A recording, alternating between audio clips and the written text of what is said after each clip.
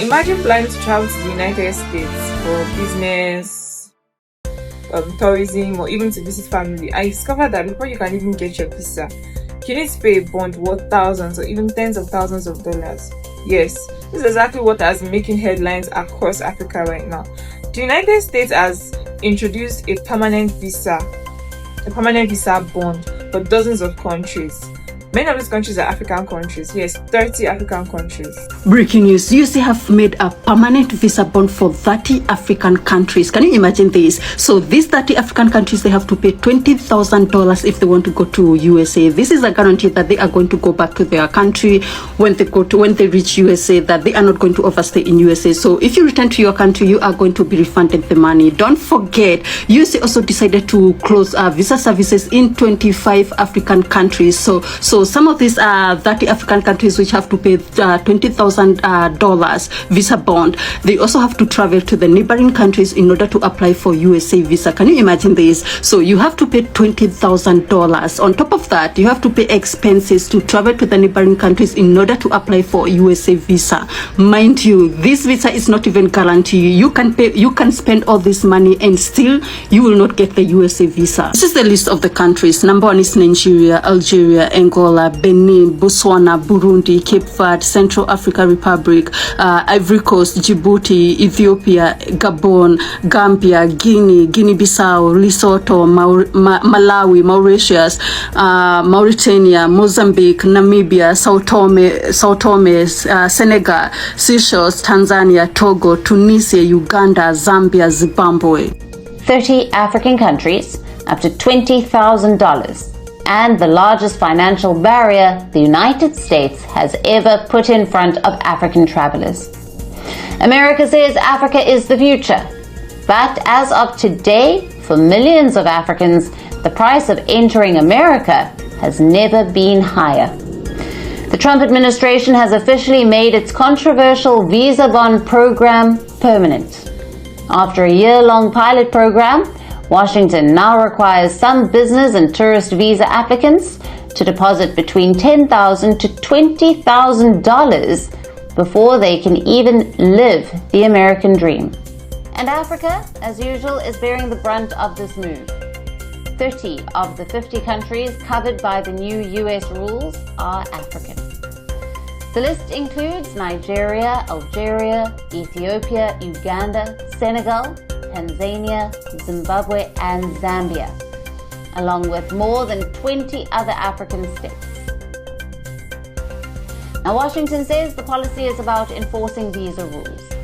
The State Department says a year of data proved the program reduced visa overstays. The bonds are refunded if travelers leave the United States before their visas expire. But the same review revealed something else. Business and tourist visas issued to people from the targeted countries reportedly fell by 83%. Nearly half of those asked to pay the bond walked away from their applications. So what reduced visa overstays also reduced legitimate travel.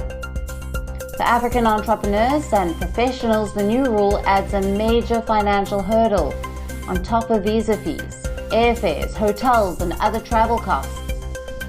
This can make the cost of travel to the United States astronomically high. And that is where the massive geopolitical contradiction starts. Thinking about traveling to the United States for business or tourism, here is something you need to know.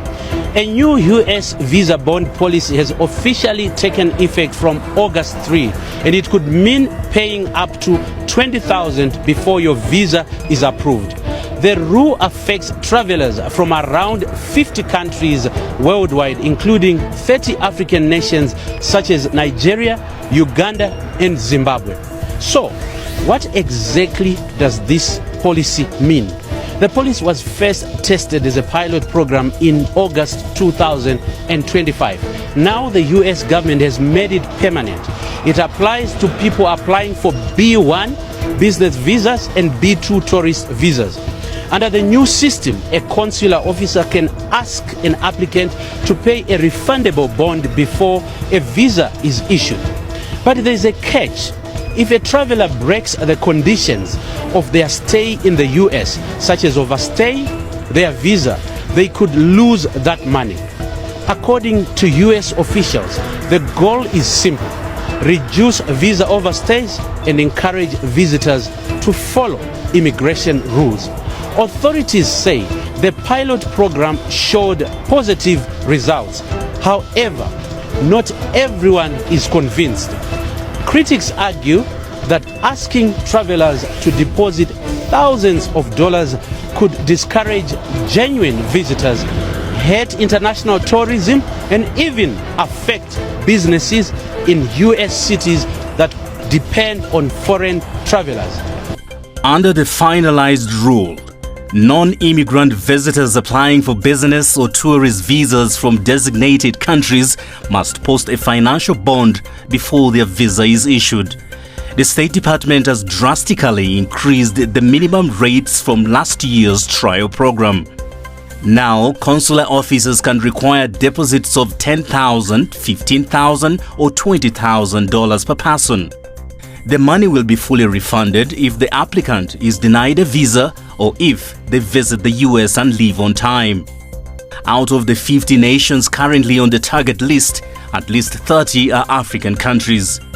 Initial pilot participants like Malawi and Zambia have been joined by broader regional US partners, including Nigeria. According to the US State Department, the list will be updated regularly, meaning more countries could be added with 15 days' notice. The State Department says the main goal is preventing visitors from overstaying their allowed time. Official data shows that in 2024, nearly 46,000 citizens from these 50 countries overstayed their visas. During the pilot phase, that number plunged to fewer than 50.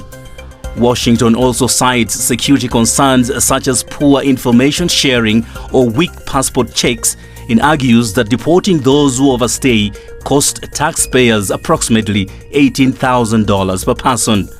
While US officials hail the policy as a security success, critics argue it creates an unbearable financial burden. Civil rights and business groups warn that making these bonds permanent will lock out genuine travelers, students, and entrepreneurs from across Africa and beyond. With the final rule taking effect, travelers from affected nations will now need thousands of dollars in reserve before booking a trip to the US. Now, under this policy, everyone applying for a business or tourist visa will be asked to pay a security bond even before their visa is approved. Yes. Now, US officials are saying that the goal is to reduce visa overstays. Now, visa overstay is when someone enters a country legally but refuses to leave even after their visa expired. We all saw what happened in Canada, how people entered Canada with the goal of going to watch FIFA, the goal of going to watch World Cup. But even after the World Cup, many refuse to return back home. That is what a visa overstay is. America didn't ban African countries. They put a price on us, $20,000 just to apply. The African countries are on the list: Nigeria, Ethiopia, Angola, Senegal, Tanzania, Zimbabwe. Carry one of those passports, apply to visit America, and a consular officer can tell you to post bond before you fly, up to $20,000. Refundable, but upfront. It arrived quietly, country by country, over a year, and this week it became permanent. And here's the number that matters: nobody was banned. Visas issued to those countries still fell 83%. They're calling it a fee. A fee is what you pay to get in. This is what you pay to be kept out. Because a ban is loud. A ban is a name, a date, a protest. This is none of that. Nobody marches against the price. There is no lawsuit for being poor. And that is the whole design. With a ban, the state says no to you. With this, the state says yes and makes you the one who says no. Your cousin doesn't get refused. She reads the number, looks at her account, and quietly decides not to go. Nobody rejected her. She rejected herself. And then she blames her own bank balance. They will tell you it's about people overstaying. Maybe, but watch what actually moves it. Mali got put on the list, turned around, put the same bond on American travelers, and was off the list within weeks. Not because Mali deserves it more, because Mali made it cost something. This was never about who behaves. It's about who can pay. So stop calling it a fee. A fee is a price you agree to pay. This is a war with a receipt tapped on it. built so that when you can't get over it, you would think it was your fault. It isn't a ban, because a ban would have to be defended. They would rather you defend it for them. Now, this policy has sparked conversation across Africa, and it is likely debates will continue. Some people see it as a reasonable immigration measure, while others believe it creates an unfair barrier to genuine visitors. Now, what do we think? Do we think countries should be allowed to introduce policies like this if they believe it's going to reduce visa overstays? Or do we think that this just unfairly affects ordinary travelers from Africa? Let's share our thoughts in the comments, and if you found this video informative, do not forget to like, share and subscribe. Thanks for watching. I'll see you again in my next one.